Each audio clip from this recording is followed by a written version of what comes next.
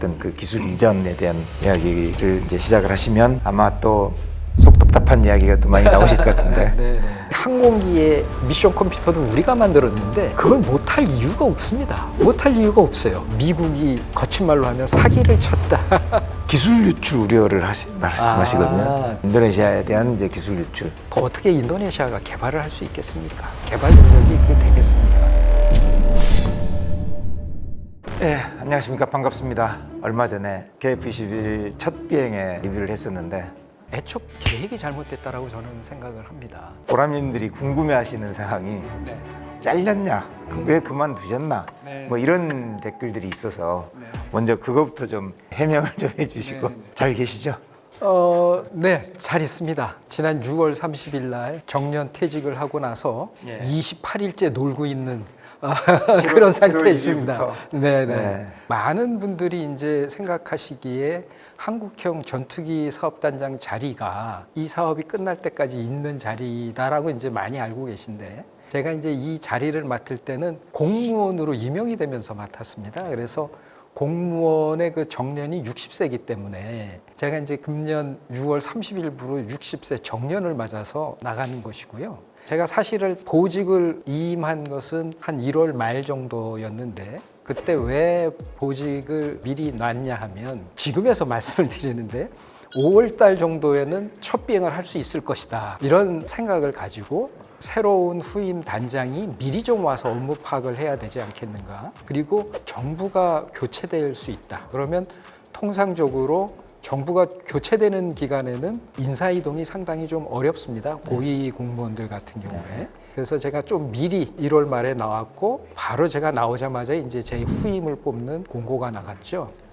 그럼에도 불구하고 아직까지도 후임이 결정이 안 된 그런 상태이기 때문에 조금 아쉽습니다. 정말 그 순간은 감동이었고요. 과거 좀 돌아보겠습니다. 네네. 인도네시아에 대해서 우리 보라매님들도 그렇고 구독자님들께서 많은 의견들이 있으십니다. 뭐 오늘 현장에서 속 터지는 일이 많으셨을 건데, 인도네시아 협상 과정하고 앞으로 전망 어떻게 생각하시는지. 이제 그 원점으로 돌아와서 제가 좀 말씀을 드리면, 애초 계획이 잘못됐다라고 저는 생각을 합니다. 김 장군님도 잘 아시겠지만 우리 KF-22를 개발하자라고 간 것이 2001년 김대중 대통령께서 공사 졸업실에서 말씀을 하셨고, 합참에서 소요가 결정돼서 진행을 했지 않습니까? 그 당시에 사업을 계획할 때는 인도네시아로부터 투자금을 받는 것이 맞았을 수 있습니다. 왜 그러냐 하면 2002년 당시는 저희가 T-50을 개발할 당시였고, 그때는 선진국으로부터 기술 이전, 즉 락히드 마틴으로부터 기술 이전도 받았고 투자도 받았습니다. 완전히 그걸 벤치마킹해서 KF-22를 계획을 한 것이다라고 저는 보는데요. 근데 그것이 계속 지연이 됐으면 우리나라 국력이라든가 이런 거를 보고 계획을 수정을 했어야 되는데, 저 위에 있는 위원회에서 그거를 바꾸지 않고 계속 갔던 것이죠.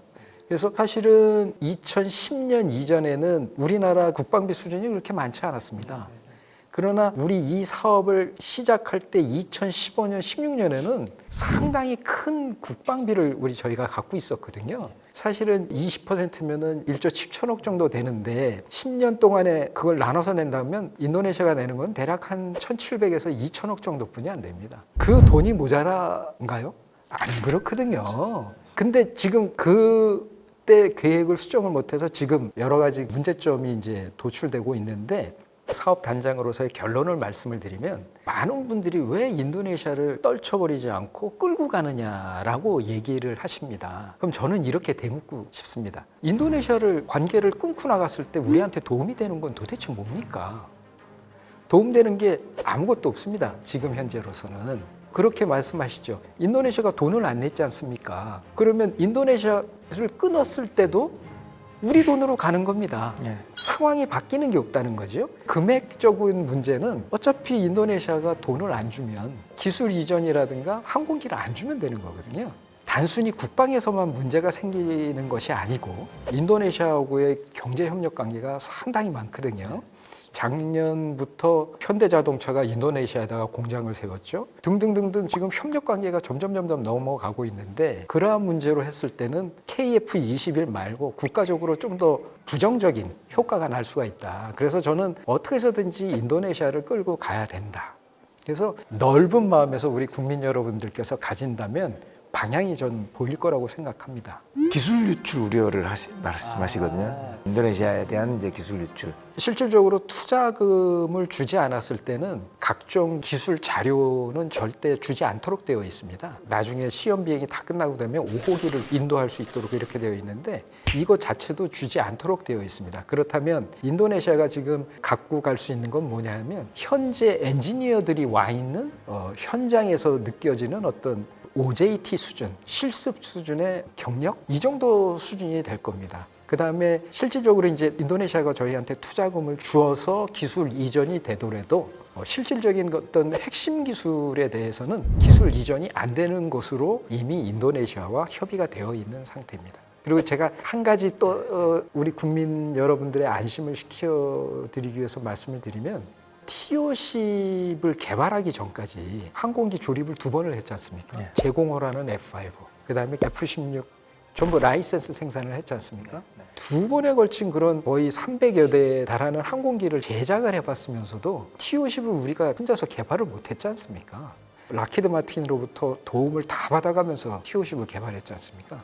마찬가지로 인도네시아가 지금 40명이 와 있는데 40명이 와서 이거를 한다 한들 어떻게 인도네시아가 개발을 할 수 있겠습니까? 개발 능력이 되겠습니까?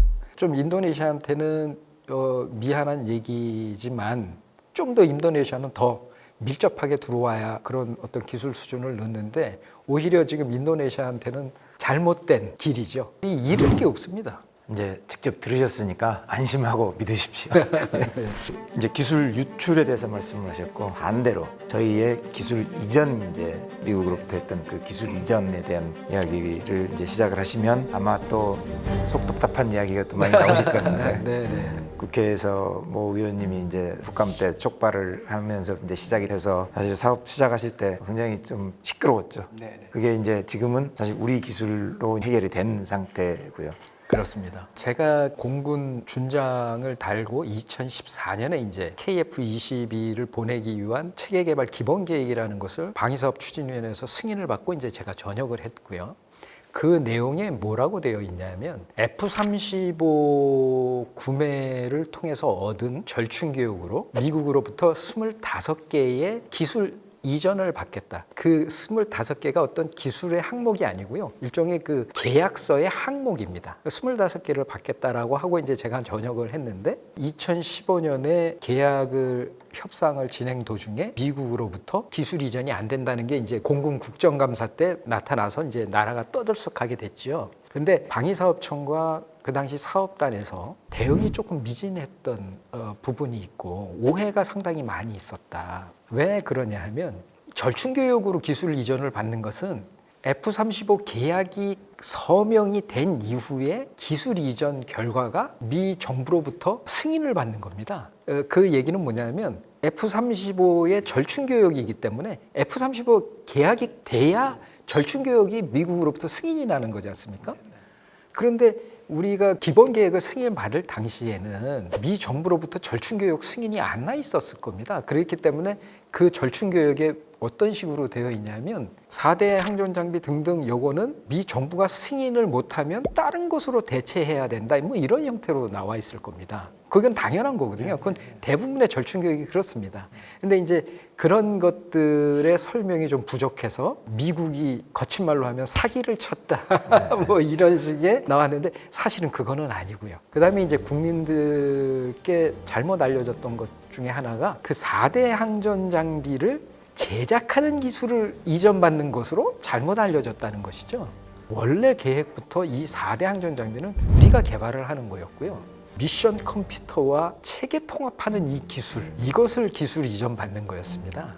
그래서 이제 그거를 오해를 하셔서 야 그러면 기술 이전을 못 받는데 4대 항전 장비를 어떻게 개발할 거냐 이렇게 나왔던 것이죠. 4대 항전 장비 개발 자체는 원래부터 우리가 하는 것으로 되어 있고 그 대신 A사 레이더는 부분 국산화를 하는 것으로 되어 있었습니다. 그 당시는 기술이 조금 부족했기 때문에 부분 국산화에 나가면서 계속 성능 개량해 나가겠다 이런 형태였고요. 이제 제가 들어와서는 그 4대 항전 장비를 뺀 21가지 항목에 대한 기술 이전을 받았는데 그 기술 이전은 어떻게 보면은 그 사람들이 와서 그 기술을 가르쳐 주는 것이 아니고 우리가 하면 잘 됐는지 못 봐주고 조언을 해주고 하는 것입니다. 즉 우리가 하는 것을 보고 올바른 방향으로 가고 있는지 이런 조언을 하는 거기 때문에 그러한 것들은 지금 정상대로 잘 진행이 돼가고 있고 4대 항전 장비에 대한 기술 이전 뭐 이제 시끄러울 때 그때 저도 이제 대령 때 현역으로 있으면서 꽤 설명 다니고 했던 때의 이야기인데 제가 계속 말씀드렸던 거는 체계 통합 기술에 대해서 그 기술 이전이 솔직히 좀 어려운데 우리가 절충 교육을 통해서 시도는 계속 하겠다라고 이야기를 그렇습니다. 열심히 네네. 시도를 하겠다라고 했는데 받아들이는 사람 입장에서는 니네 한다고 하지 않았느냐 네.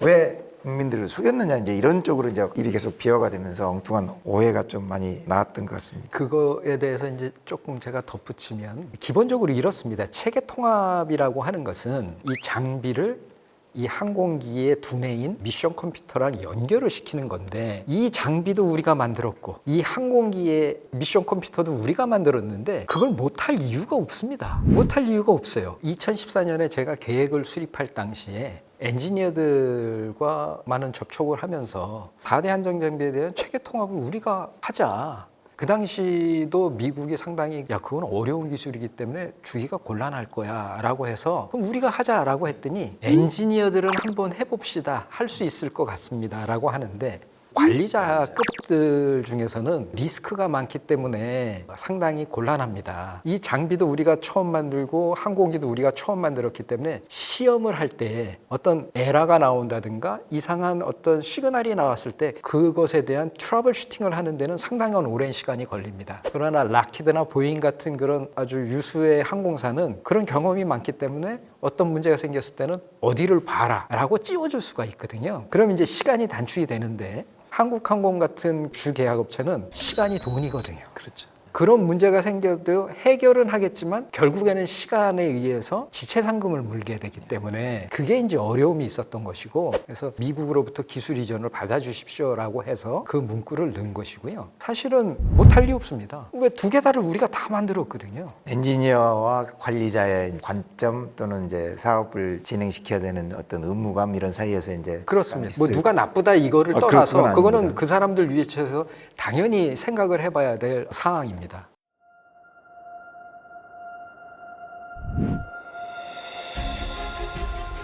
항전 장비 개발을 하실 때 이제 체계 통합해가는 그런 과정에서 어떤 어려움이나 이제 가장 문제가 되는 것이 이제 A사 레이더입니다. A사 레이더도 저희들이 지상에서 쓰는 장거리 레이더 이런 것들을 다 만들어 봤기 때문에 그것을 공중에서 하는 공대공 레이더는 할 수 있을 거라고 보고 그다음에 저희가 사업을 나갔을 당시에 시험 개발로 해서 A사 레이더 안테나는 해본 경험이 있습니다. 이제 가장 문제가 되는 것은 공대지 해에 대한 소프트웨어, 그 다음에 실제로 요거를 장착했을 때의 시험을 어떻게 할 것인가. 시험을 하는 방법도 사실은 아무것도 갖고 있는 게 없지 않습니까?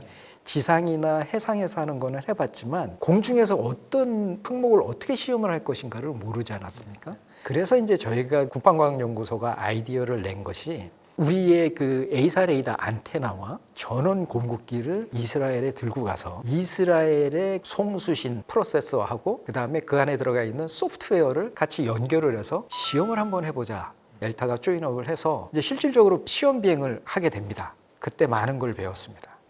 근데 이제 많은 분들은 이렇게 생각을 합니다. 우리 A사 레이더가 이스라엘 엘타와 기술 협력 개발을 한 것이 아니냐.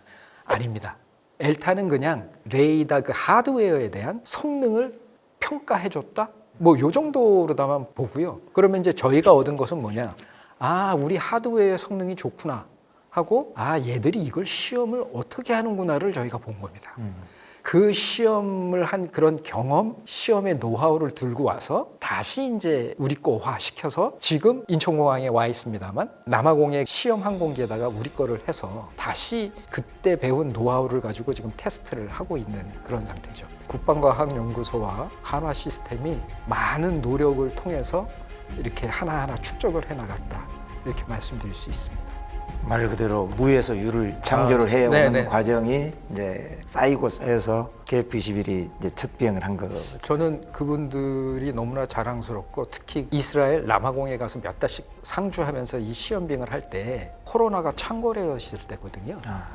코로나에 걸리면 시험 비행이 못하고 기간이 늘어나고 하니까 어디 나가지도 않고 꼼짝만 하고 시험 비행만 했고 남아공은 또 치안 상태가 좋지 않기 때문에 비행장 내에서 처음부터 끝날 때까지 거의 바깥을 안 나간 걸로 제가 알고 있습니다.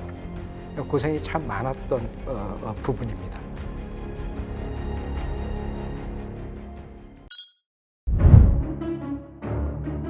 우리끼리 그런 얘기를 많이 합니다. 사실은 2002년에 정상적으로 갔다면 우리 김대중 대통령께서 뭐라고 말씀하셨냐면 2015년에 최신의 전투기를 개발 완료하자 이렇게 얘기를 하셨어요. 그래서 만약에 정상적으로 그때 갔다면 2015년에 우리가 항공기가 나왔을 수도 있겠습니다. 그런데 지금 현재 이제 제가 사업 단장을 맡으면서 결과적으로 보니 그 당시에 기술의 백그라운드를 한번 보자면 그때 T-50이 첫 비행을 했던가 정말 락히드 마틴이 가르쳐준 대로 했던 그 기술 수준뿐이 없었던 거죠. 그렇다면 아마도 만들 수는 있었을 겁니다. 신의 전투기를 개발을 할 수는 있었을 텐데 많은 것을 사다가 끼거나 아니면 누군가 선진 항공사로부터 도움을 받아서 했겠죠. 그러면 그때 만든 항공기는 제가 지금에서 생각을 해보면 T-50처럼 각종 수출을 할 때 미국 정부로부터 여러 가지 수출 승인을 받아야만 되는 그런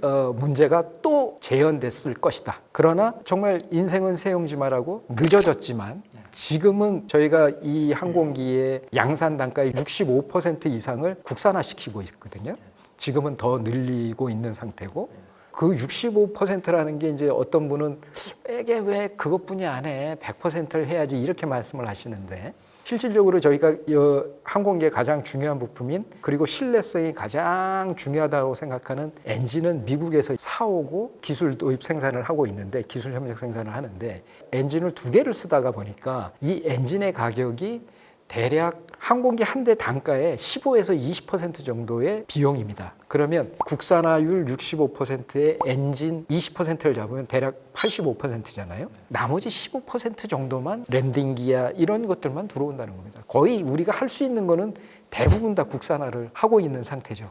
그런데 만약에 김대중 대통령께서 하자고 그럴 때 정말 으쌰으쌰해서 그때 갔다라고 하면 아마도 이런 성과는 내기 어려웠을 것이다. 실질적으로 이제 저희가 개발이 끝나게 되면 항공기 자체를 수출하거나 어떤 성능 개량을 할 때에 대한 그 승인은 오로지 우리 정부가 가지고 있습니다. 물론 수출을 할 때 이 엔진이라든가 이런 것들은 그 해당 나라로부터 또 별도의 승인을 받아야 되기야 하겠지만 그러나 우리 한국이 쓴다라고 할 때의 어떤 개조 개발이라든가 이런 것들은 자유롭게 우리가 할 수 있는 그러나 그때에 따라오면 이런 정도의 권리, 권한 이런 거는 아마 좀 저희가 획득하기 어려웠지 않았을까. 그래서 가끔 이 사업을 늦게 하게 만들어준 분들한테는 때때로 저희가 고마운 생각이 들 정도로 늦어진 덕분에 T-50을 개발을 완료를 했죠. TA-50 성능 개량을 했죠. FA-50 성능 개량을 했죠. 그 와중에 헬리콥터도 수리온 그다음에 이제 그 LAH까지도 지금 해서 한국항공은 상당한 노하우가 있는 상태에서 이제 진행이 들어갔다. 그래서 상당히 그 도움이 됐다라고 그러면 조금 좀 어폐가 있지만 역사의 아이러니. 네네. 네, 역사의 아이러니로 뭐 이렇게 표현을 하면 좋을 것 같은데 시간이 경과되고 늦어진 만큼 더 큰 성과가 있었고 그다음에 KF21로서는 또 더 큰 능력을 보유할 수 있게 그렇습니다. 이제 그 늦어진 이유를 말씀드리면 그것도 또 대단히 롱 스토리가 되는데 13년의 이야기가 여담으로 말씀드리면 작년인가요? 재작년에 락히드 마틴에 여기 와 있는 그 엔지니어 중에 한 사람이 우리 한국항공 부사장님한테 그런 얘기를 했답니다. 우리는 처음에 한국이 이 계획을 갖고 왔을 때 이 계획은 기적에 기반한 기적에 기반한 네. 계획으로 생각했다. 그 의미는 택도 없다라는 얘기를 했는데 시제기 출고하는 거 보고 야 얘들 좀 뭘 하는데? 라고 느꼈다라고 얘기를 하는 거죠. 그러니까 얘들이 그냥 하다가 말겠구나 하는 정도의 생각을 했다라고 얘기를 합니다. 저희들이 겉에 나온 모양 형상만 보고 뭐 박수를 보내고 있는데 정말로 숨어 있는 분들이 네. 더 많지 않습니까? 그렇습니다. 그분들께 정말 뜨거운 박수를 좀 보내드리고 싶고요.